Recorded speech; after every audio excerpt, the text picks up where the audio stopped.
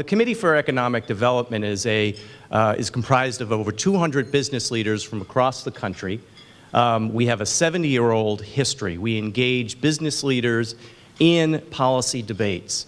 CED was created in the early 40s when business leaders were involved in conversations about how to move the economy from a wartime to a peacetime economy. So we have this rich history of engaging the business community. One of our largest portfolios, though, throughout the years has been education issues. In 2009, CED released Teacher Compensation and Teacher Quality, which addresses teacher compensation policies under the umbrella of human capital reform in K-12 education. Because we know in our experience as business leaders how crucial talented employees are to the success of our enterprises, we also know that human capital policies in education are interconnected and must be addressed in a systematic way in order to align them effectively with an organization's goals. So CED has been involved in 2 states, Texas and here in Tennessee, to work with state and local business groups, especially the regional chambers, to help foster conversations with school districts around the need to reform their human capital policies.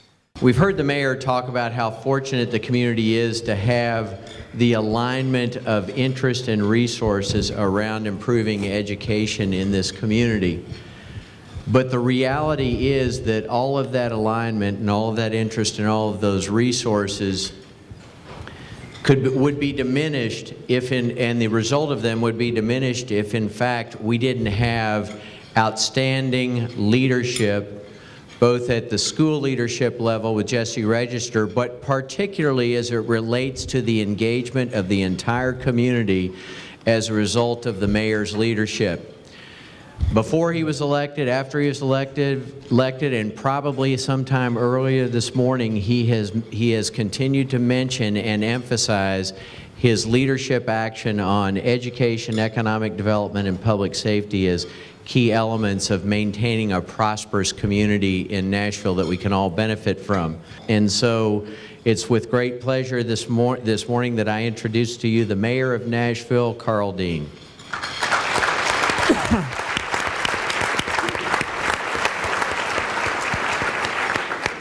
Before I get into my remarks, I want to take a moment and thank the Chamber of Commerce for being a committed partner to our public education system. Today's event, which we are co-sponsoring, is just one example of that. I am personally very appreciative of the fact that our Chamber of Commerce makes education its top priority. It speaks very highly of our city that our business groups understand the importance of education and are willing to take affirmative steps to make education better here in this city. I'm also thankful to the Chamber's willingness to support our asset initiative, which I'll speak about more in a minute. When I was running for mayor about 3.5 years ago or 4 years ago, the severe issues that were confronting our school district and our students were just coming to light. And upon taking office, I initiated a policy approach that we named after a private fund that we created to help do some initiatives, Education First. The approach focused on 5 major areas, all of which I believe are critical to turning around an education system. These areas include school choice, youth engagement, existing school supports, and educator life cycle and effectiveness. For me, the connections and interconnections of these areas is evident when you begin to break down the essential causes of student achievement or low student achievement and high student dropout rates. Over the last 3.5 years, we've launched about 15 initiatives and programs from the Education First Fund and its policy platform to begin addressing some of these causes. Of the 5 major areas of focus that I just mentioned, arguably the biggest influential determinant on a student's long-term achievement is the educator.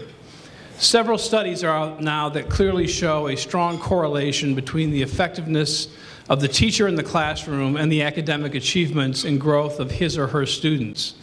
The more years a student experiences an ineffective teacher, the greater the academic disparity between that student and one who is assigned a highly effective teacher over the same years.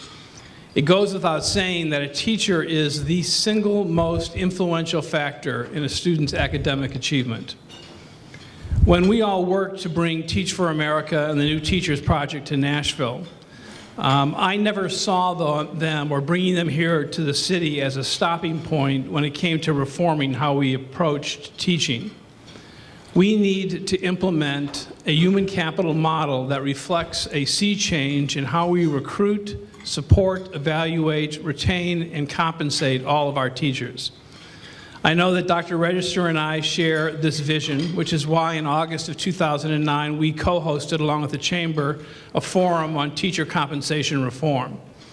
That event launched the collaborative effort that we now call ASSET, or Achieving Student Success Through Effective Teaching. I believe that the time is right to enact serious reform measures in how we recruit, retain our teachers, how we evaluate and support them, and how we compensate them. This is equally the case when it comes to our principals. Principals need to be effective instructional leaders for their teachers. They don't need to be building managers or disciplinarian referees. But if we truly want to strive for effectiveness, not only within the classroom, but throughout a school, then our human capital model must be looked at in its entirety and not piecemeal. I believe ASSET does accomplish this. Phase 1 recommendations, which were released back in August, take on the critical issues of professional development, career development, and instructional leadership. Already, MNPS is actively implementing these recommendations within its teaching and instructional ranks. One recommendation that has been fast-tracked is career development. In early May, our first group of teachers who will participate in the District Teacher Leadership Institute will be announced. And I know that Dr. Register will talk more about this particular initiative, but I want to share how pleased I am with the rapid progress the district has made with all Phase 1 recommendations. Presently, we are in the midst of developing Phase 2 recommendations around teacher preparation, induction, and evaluation, and compensation. With ASSET, we have worked to take on the whole human capital model rather than isolated parts of our educator life cycle. If all we did was alter how we compensated our teachers and principals without addressing the other key areas, then we truly missed the mark on what it means to reform our education system. We need to do right by our teachers and principals and support them in the right ways. And quite frankly, we need to do this now. We do not need to wait. Before I close and ask Dr. Register to come up, I want to recognize the involvement of the Chamber over the past few months in assisting the district as it developed the Teacher Leadership Institute.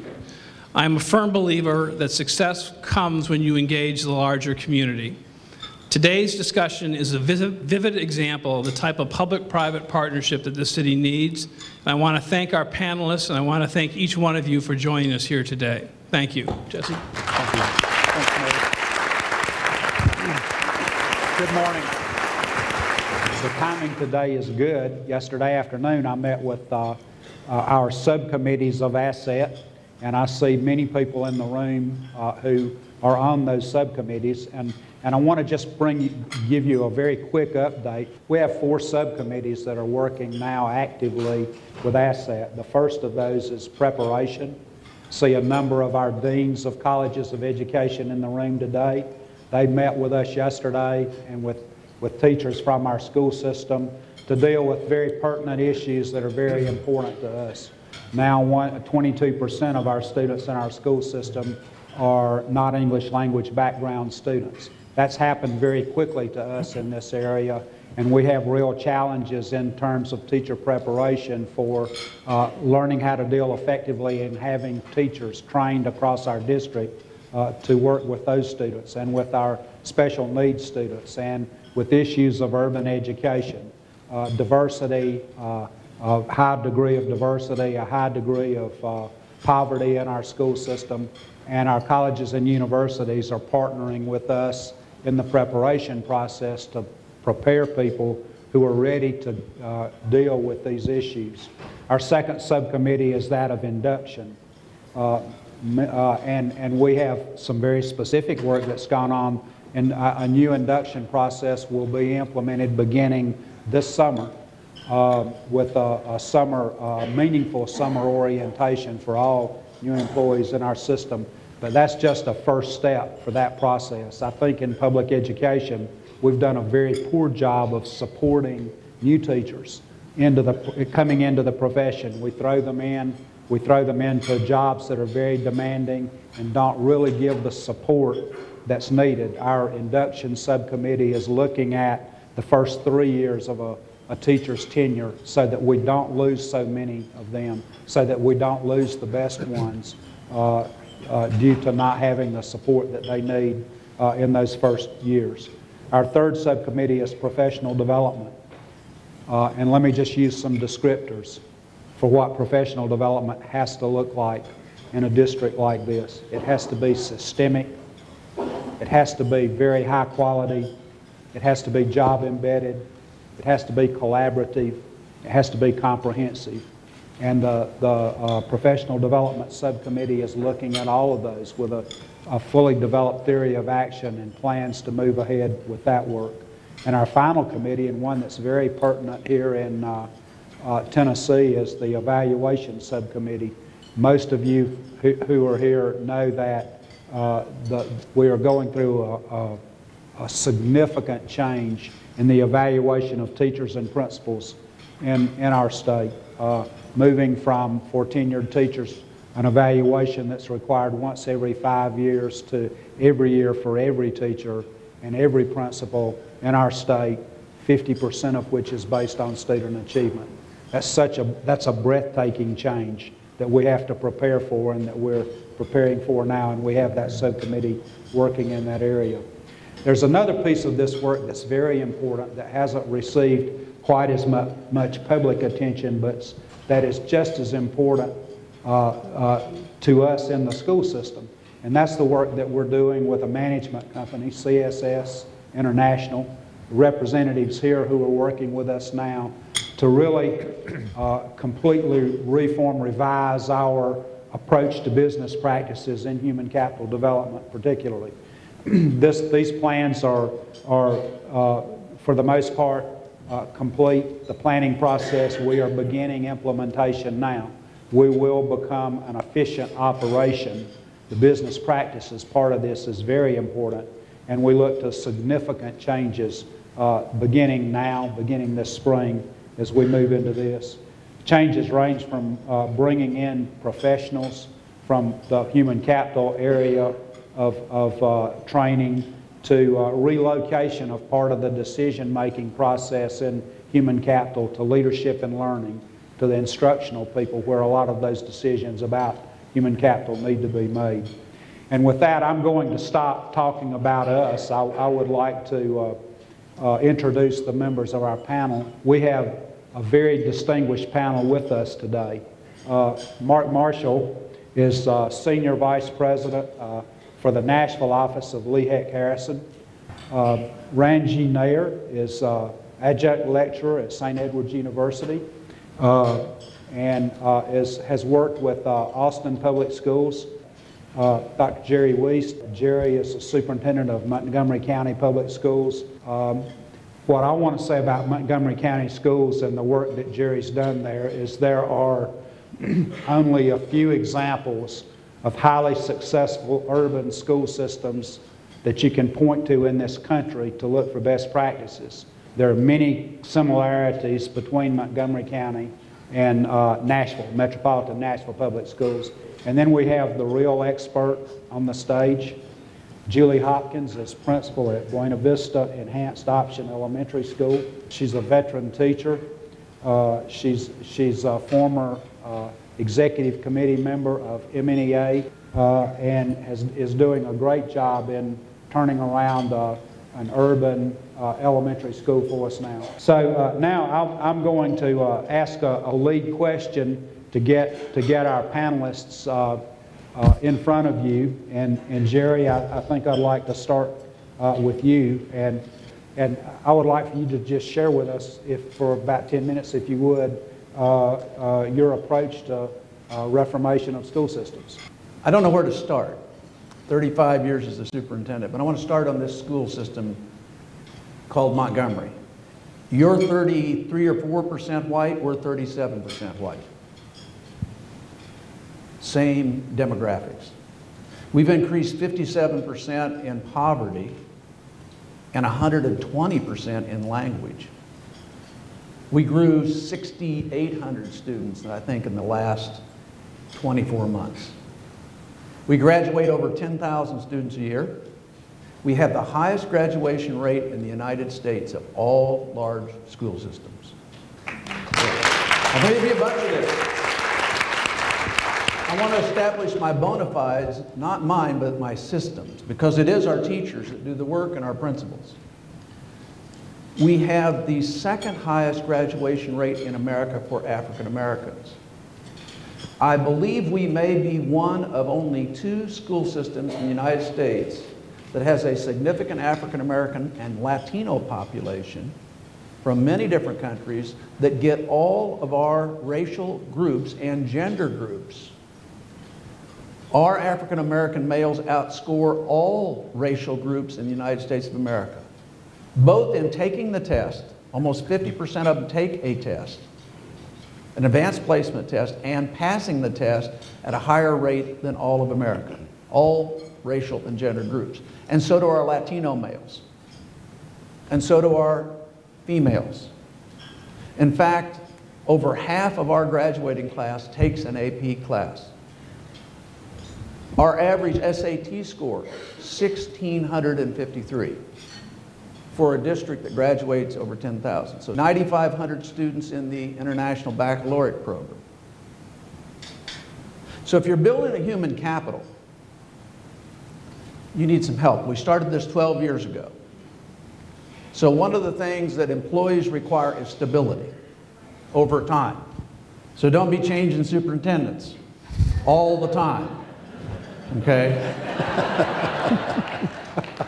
Start with one and keep reforming. Okay? I didn't do this alone. The first thing I did was go to my business community. How many of you are in the business community? All right, the first thing I told the business community is, I don't want your money. That's strange for somebody, isn't it? I want your brain power. So we formed up an organization that had this mission, a nonprofit organization comprised of senior business leaders. Don't send me your juniors, send me your seniors, who serve as confidential advisors to the top education leaders in Montgomery County Public Schools. I want your brain power. Together, we don't have politicians involved. It's just us and the business community. Together, we will explore how our organizations can solve leadership challenges. First thing I learned, I didn't speak business. I'm pretty good at education, but business people don't speak education. So we were like crossing each other all the time. I would say it and they'd go away, golly, that's fuzzy. So they helped me and my top staff learn how to quantify things, learn how to put it in a common language. For example, we said we wanted everybody to graduate. They said, well, that's pretty nebulous. To do what? When? And so we narrowed that down over a period of years. 80% of our children will graduate college and career ready. That means a 1650 on an SAT, you just get it from the colleges, or a 24 on an ACT, or taking one of the most predictive things, an AP class that predicts later. Made sense, right? How do you know whether the juice is worth the squeeze? I'm going to talk Tennessee here. We went to the college clearinghouse and ordered for every one of our 25 high schools, did the kids get through college? That's where the colleges keep track of everything. You don't get a full lap over, but we got 80% lap over. So we found out that almost 80 to 85% of our kids tried. That's why we said that. We found out that career ready was the same as college ready. And we found out how many of our kids graduated with a bachelor's degree in 6 years. Where they graduated, how many times they changed colleges, what was it like, were they in remediation, what was going on. We used that to build what the business community calls a value chain. And we figured out how much time we had and what we had to get done. And we had to have that value chain go all the way back to preschool. We learned how to differentiate resources. We're all into equality. Here's what I learned from my business community. They're not really very egalitarian. It's if your business doesn't make it, it's survival of the fittest, right? It's very competitive. In the education community, we're egalitarian. We want to save everything, and we have these broad mission statements that, and we throw everything in there, so it becomes too nebulous. So the tension between that competitiveness and the egalitarian helped us move into that 80% by 2014, 100% graduation, same program for everybody. Not all these little stupid programs. We found out we were chasing too many rabbits, didn't have enough training, didn't have a good human capital. Because if you're going to do human capital, what are they going to do? They got to know their job, Gallup told us. Gallup's part of our group. They got to be engaged. How do you know they're engaged? How do you measure that? How do you engage the students? How do you get the support of the teachers? And then we quit fighting the unions. We brought in Harvard and we did interest-based bargaining. We found out us and the unions didn't speak the same language. Ooh, a lot of fussing going on. Fussing was taking all of our time up. And we found out how to not only hire to support our value chain, but how to use the metrics to drive the value chain. And it's more than just data. Educators talk about data. Good Lord, they're data rich and analytically poor. So we came in with these things that business taught us how to do, predictive analytics. And we have 7 keys that predict all the way up, that we can put in 5 different languages that a parent understands. Because we found out there wasn't any good communication because we were talking education needs to the parents. And then we quit looking out the window and started looking in the mirror and repurposing. And we repurposed $60, $70 million of little hero shero programs. Calm down the politicians. Don't chase rabbits anymore. Work very closely with our employees to do a task that is well-defined, well-planned, and well-deployed. And we don't put anything in that we can't go to quality and scale and afford. And guess what? We're getting those results. We were getting those results when we started? No. Tripled the results. At the same time, the demographics were going this direction, the scores are going that direction. So in the last 3 years, we've had to deal with $300 million worth of problems, and we've had the highest 3 years of scores in the history of the district. In the last 3 years, we've been the most diverse, the most poor, the most mobile, the most language affected, and had the highest scores and the highest graduation rate. It wouldn't happen if we hadn't all worked together to build the capacity. Support in a way that makes sense over the long term, and you'll bring stability to your district. Give hope to not only your students and employees and your parents by clarity in what you do and how you assign those tasks. Provide trust with your employees by working with them and building a transparency where everybody knows everything, internally and externally.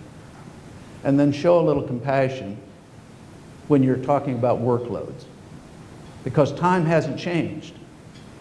What has changed is what a child needs to be able to know and do. So you're going to have to work with more efficiency and effectiveness. And oh, by the way, we just won the Baldrige Award for Education. It's only been awarded 6 times in educational history.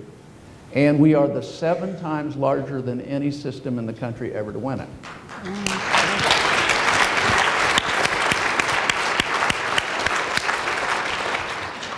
Bottom line, Nashville, you're on the right track. You got started. But you've got a lot of things to do, and you've got to think about sequence, you got to think about timing, you got to think about your assets and how you deploy them, and you got to be stable over time. If you do that, I think you will be on the road to full recovery. Thanks, Jerry. Another very successful urban school system in this country has been the Austin Public Schools, Austin, Texas. And Ranji's done a great deal of work there in reforming the human capital system. And so I would like to ask you to share with us a little bit about and also a great deal of work. You've done a great deal of work with Chamber and with engaging outside business community in a development process in Austin. And I'd like to ask you to share with us for a few minutes about your work there. My involvement with the Austin Independent School District has been 4 years strong now. I was invited to a 7:30 a.m. meeting one December early morning because my boss, the head of HR for a company I used to work for, didn't want to go, so he asked me to sit in for him. And I kind of reluctantly went into this meeting, and there was the superintendent of the school system there, the former mayor of Austin was there, and a couple of members of the business community at this big meeting, and there was me. And at the end of this meeting, after I opened my big mouth, I ended up being the chair of this committee. It was the first year that we started in the Austin school system a task force on strategic compensation. My involvement has been, I tried to get away, but they keep pulling me back in. So this is the 4th year strong, and I really enjoy this, primarily because I have 2 children who are in the public school systems, so I have a vested personal interest in seeing education flourish and thrive in the U.S. A couple of the panelists here talked about the very strong, close linkage between the business community and the education environment. I can't emphasize that enough. But I want to take it a little bit further than what Jerry said.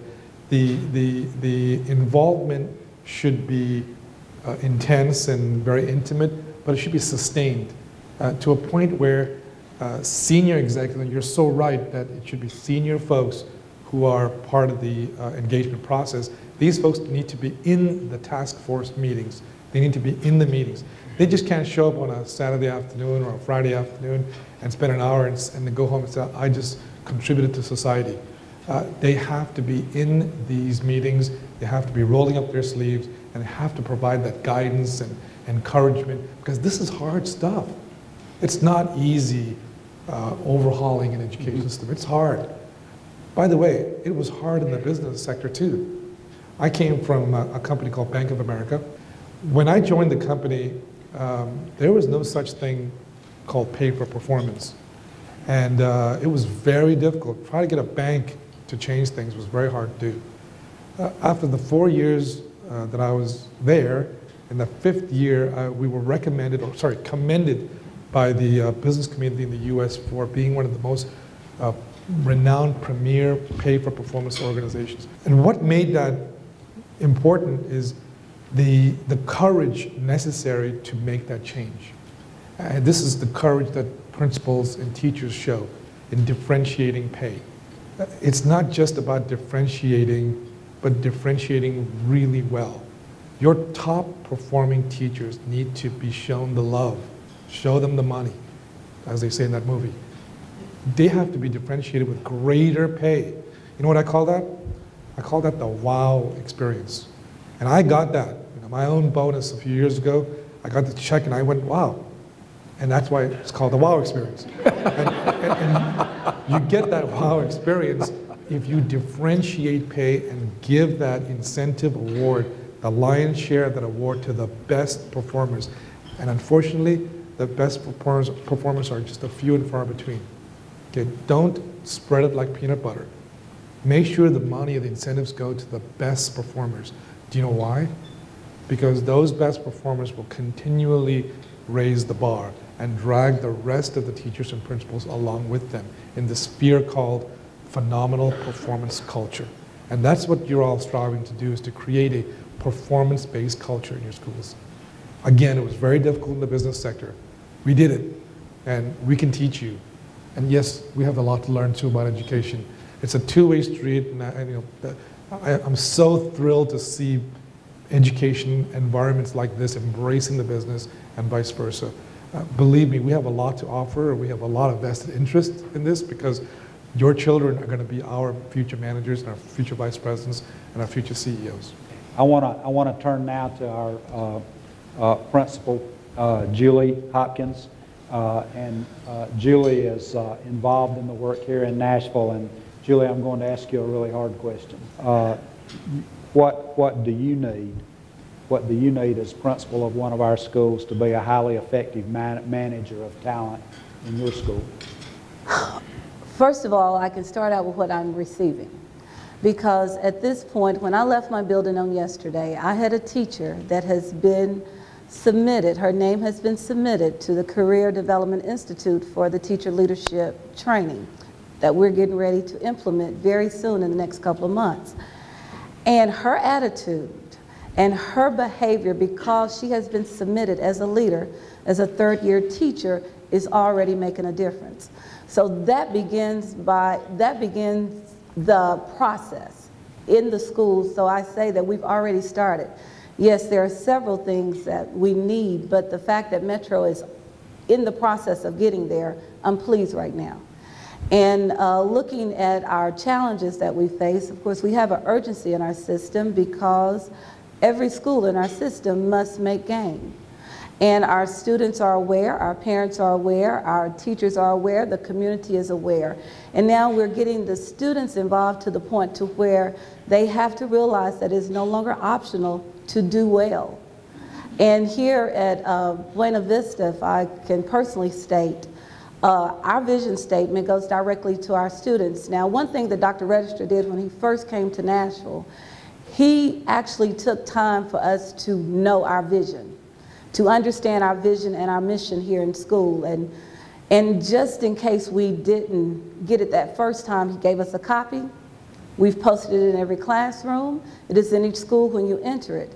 And each day the teachers are present, they cite their mission. And at Buena Vista, I proudly cite our vision statement. It is, Buena Vista Enhanced Option School will provide teaching and learning opportunities beyond expectations. And that is what we are about, taking our students beyond what is expected of them. Because often our students realize that they are not aware of their needs, and they're not often sure how they should achieve them. But as long as the teachers are informed, and we have this teacher training that is awesome. I mean, professional development in Metro Nashville Public Schools now is becoming a way of life for our teachers. It is not something that the teachers are grumbling about. It is not extra work. It is the way that the teachers see improvement to make the gain necessary for our students.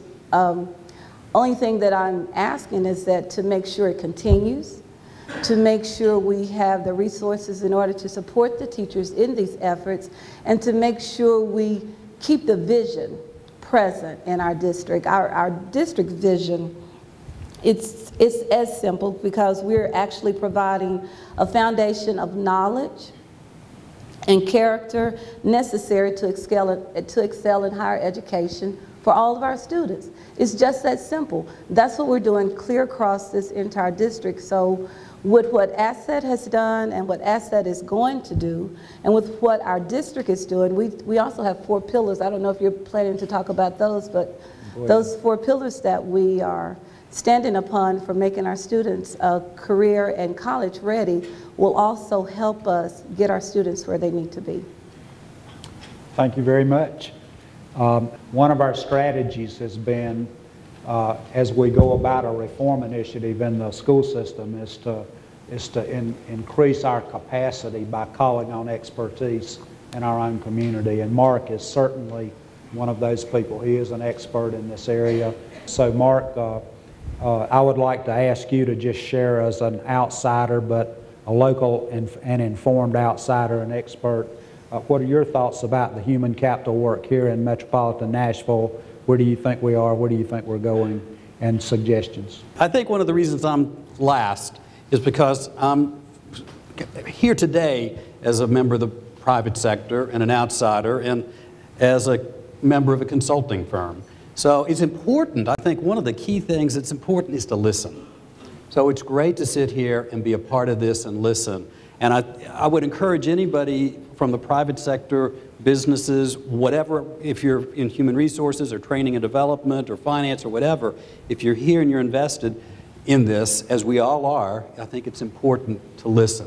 Now, I've lived in Nashville for over 30 years, and I've been involved with things like the Chamber of Commerce, and these days with the Area 9 Workforce Investment Board, a lot of involvement in the human resources community. And one of the things that's so encouraging to me at this time, and I think about this as our time to make this happen. I really think this is our time to make this happen at that great partnership between the education system and the business community. And there have been efforts in the past, so I really think it's really our time to make this happen. The reason I say that is because all this involvement I have from parachuting into this meeting and being involved in that meeting and sitting on the sidelines of that meeting is I see more and more dots connecting. I think businesses understand more than ever the importance of that pipeline of talent that starts in kindergarten, that comes out of high school, that sometimes and sometimes doesn't go onto further education, and the impact on our businesses and the continued growth of our community. So I'm very encouraged to see those dots connecting. I really think this is our time in that way. Some of the other things I think are very important and encouraging to me is the collaboration that's happening. And taking time to look at this as a systematic approach. It's easier sometimes to pick the low-hanging fruit and say, let's fix this and let's fix that, and it's very tactical. But you're really looking at making some major, major changes. One of the reasons I'm here today, too, is because in addition to having worked with Lee Hecht Harrison and other consulting firms and worked in human resources, also worked in government agencies, and both the federal and with Metro. One of the things I'd say, just from an outsider perspective, just hard lessons learned, is that it's important to understand how vastly different organizations can be, and to be cautious. As great as all these examples are, as we've heard here, you don't have to reinvent the wheel, but be cautious of cutting and pasting too quickly and too much. If that works there, let's do it here. And one quick example that comes to mind is having worked with a pilot project with the Human Resources Department of Metro government here, of having a list. We were rolling out and piloting a performance management system, and one department over here that was very, very, very successful at what they did developed a list of core competencies for that organization. It's like, that looks great. We talked about it a lot. Then we decided let's cut and paste that and roll that out with another department. It was anarchy. It's like, that doesn't work here. What do you mean just dropping that on us like that? So it's important to understand how vastly different private business is compared to, public education, and one government agency to another. So again, back to what I said earlier, it's important to listen. It's important to share feedback. And it's important to, as you roll this out through your system, to honor the process of getting more and more stakeholders involved. And I see that happening here. So it is encouraging. I think you're doing a lot of things right. One last thing I'd say to anybody from the private sector who's here that is interested in being involved, be willing. Be willing to come to another meeting. Be visible. Come again, and be patient. When I hear 4 years here and 12 years there, it takes time. It really takes time. And take the long view and listen to how we can help and how we can build that partnership. I'm going to open this back up to start with for any panelists to react or ask questions or to have some interchange. And so, Jerry, I know you started. I know you've got other things to say. Big items that I want to just put forward when I talk to business groups and educators. With educators, define what all of your graduates. Race is in America is alive and well, folks. And you got to hit it head on. And two of our case studies about race. You're not going to get there without engaging your employees. to define what all your graduates need to be able to know and do when they exit. Because when you give them the diploma, it's more than just a diploma. Will it cause them to go somewhere and be able to do something? You need to examine what you're currently doing on that. Purchase your National College Clearinghouse data. Let's see how you're doing. Analyze your results to determine the pathways of the people who made it. What did they do? What did they take? Where were they at? Because it'll tell you a lot. Develop a student engagement set of strategies. Really important. Because if they're not buying what you're selling, you're not going to get anywhere. Define how each position, when you do your human resources, define how each position contributes to student success. Our bus drivers know exactly what they do and how it contributes to student success. Our cooks, everybody in our buildings, all 22,000 of our employees, and the students actually know and can predict their success. Make it that plain. Create a professional growth system. My goodness, we spend so little in education on a professional growth system that actually means something and drives people somewhere. And eliminate employee isolation and build a professional learning community. But also figure out how to get poor performers out of your buildings because they're pulling them down. And our unions help us do that. We've had over 5,000 people in our program to make them better teachers, and we've eliminated every time numbers of people with no litigation. And our unions do that. They will help you police if you share leadership and distribute power. They're very important. With the businesses, consolidate your business education partnerships into a single point of entry. My goodness, how many of you are hitting us how many ways? And treat the school entity like it was your most important client. You know how you treat your clients? Treat the school as a client. Understand they got problems to solve rather than telling them what to do. That's what helped us with our business community a lot.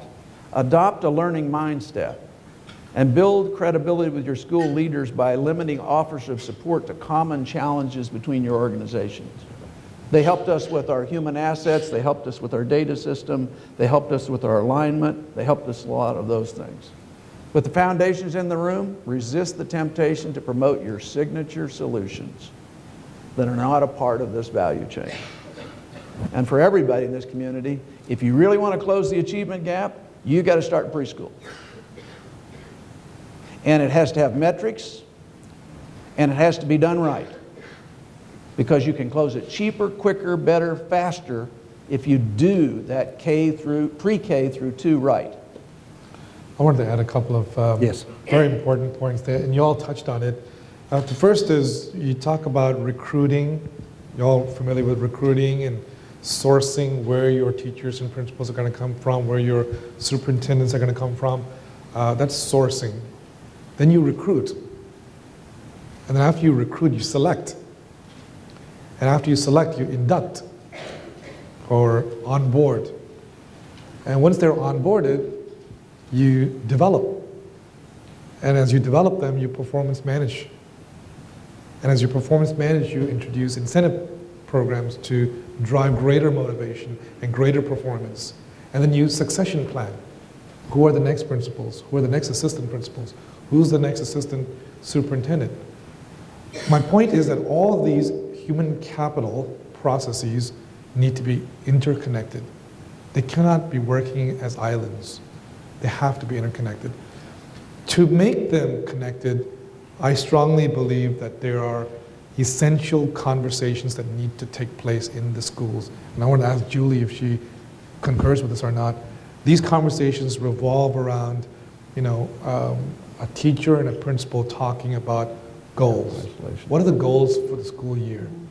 Then they talk about, there's this incentive scheme in place. How do I make money out of this scheme? What do I need to do to perform well to get that incentive? What if I perform really well? Do I get a lion's share of that incentive? That's a conversation that you have with your teachers. And then you performance manage. And it isn't a one-time-a-year thing. It is rated once a year, but those conversations are iterative. They happen all the time. so that when the rating occurs, which is yet another conversation, I'm rating you X, the person who's getting the rating is not surprised by that rating. And finally, the last conversation is, and here's your pay, where you get that wow experience that I was talking about. Julie, does that occur? Yes.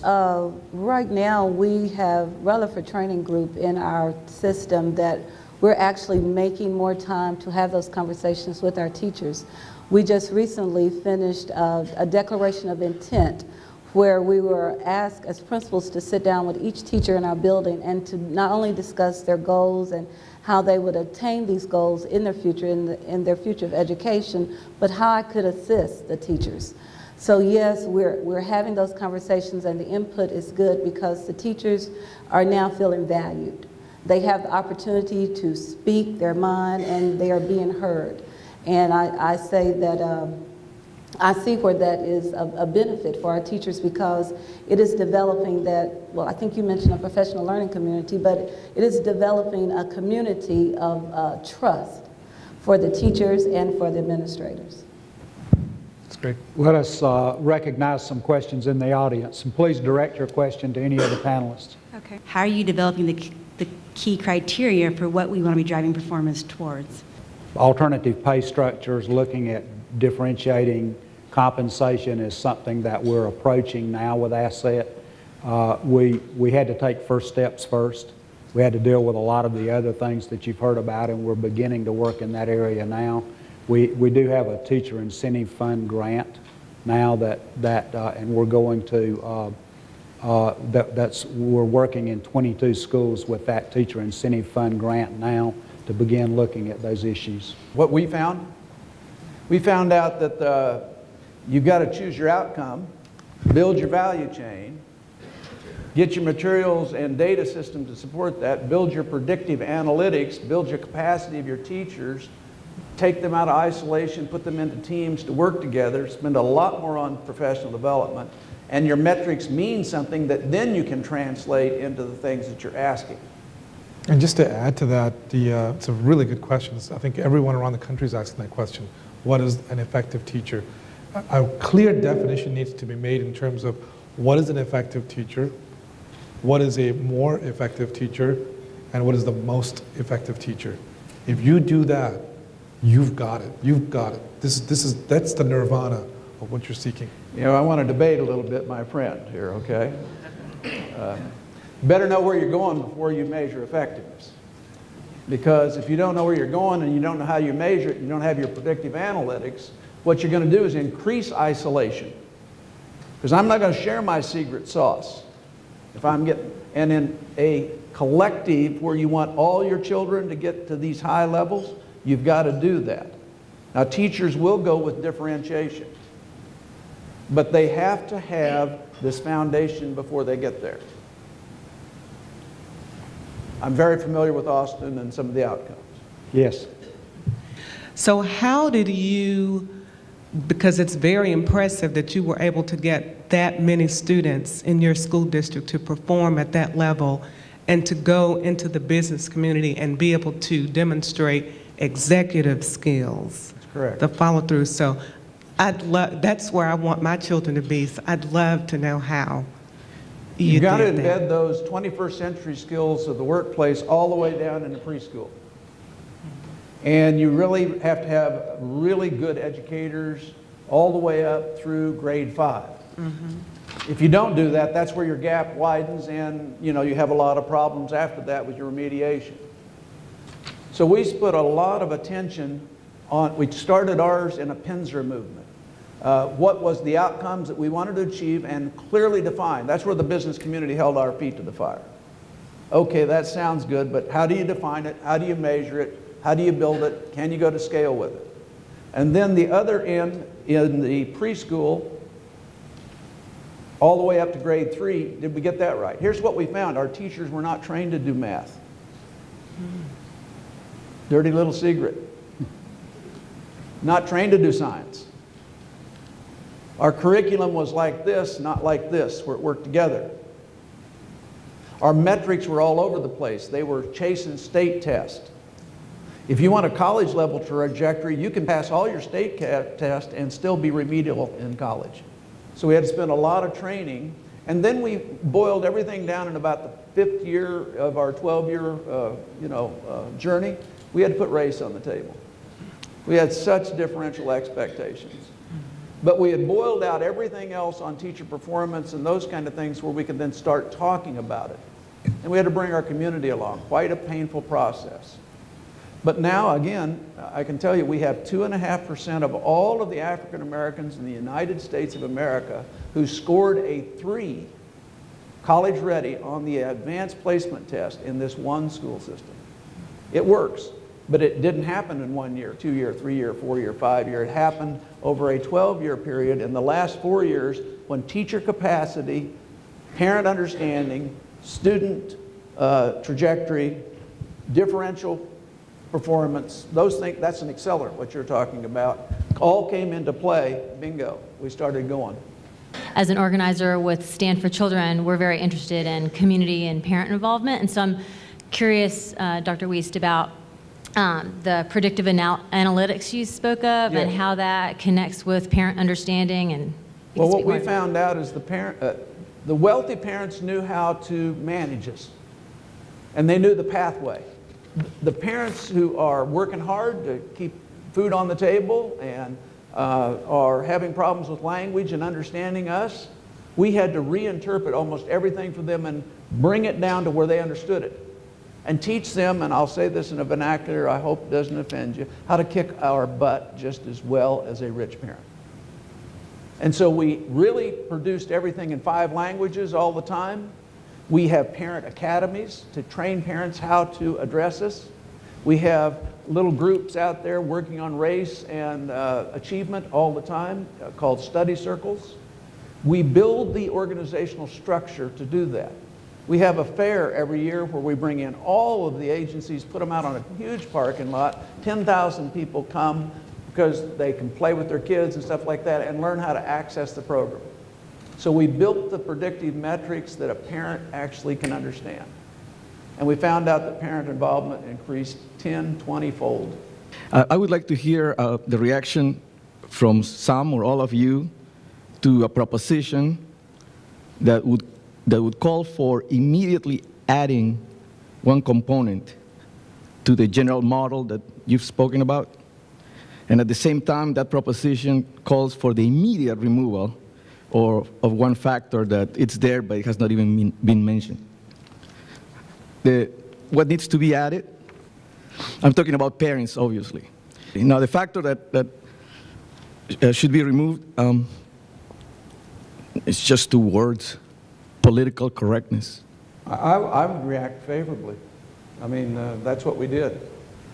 We set aside our political agendas and started concentrating on what the children needed. And we held the political, our board and our community and our mayor, and held everything steady. It doesn't take 12 years. You're going to make progress every year. We've made progress every year. We're just making really big breakthrough process when we got our capacity up. And also, parent input is valued because in our school improvement plan, we have parents as part of our leadership team, so we do include the parents in our decision making in our schools. How can we accelerate that process so that is not going to take 5 years or 7, or that's something that we can see progress on immediately? It's certainly a sensitive issue with teachers. They're, I think, afraid of it. It's certainly a sensitive issue with unions because they are here to protect the fairness and the working conditions of the people they represent. But I think it's an important issue on all of our minds. First, the key word is courage. There needs to be courage on the part of the superintendents, on the part of especially the principals, in making differentiated decisions. First and foremost, giving out incentive awards to non-performing talent is not the right thing to do. But to answer your question directly, it's about having the dialogue, having the culture of performance so that this breeds throughout the organization, that people want to be recognized and rewarded according to their performance. If you set it, if you design it, they will perform for you. Could you expand a bit more on how, in the collaborative approach that you've taken, that you have, what you and/or your system's response was to reform initiatives, unproven reform initiatives that were promoted, say, politically or by the business community? We kind of feel like that we've got to do two things right. We've got to have the structure, and you've talked about that, structure of how you hire, where you place, how you differentiate, what your value chain is, what your outcomes data. But that structure is no good if you don't have a culture. Every business person in here knows you have to have your employees execute on the plan. You can have the greatest plan, but if they won't execute on it, you got a problem. And so how do you do both culture and structure and build the capacity to execute on it at scale with quality for large groups of children becomes the question. Under what conditions can you do that? So you do have to repurpose a lot of things. You have to realign a lot of things in order to build the new structures and cultures, and you can't do that without your employees.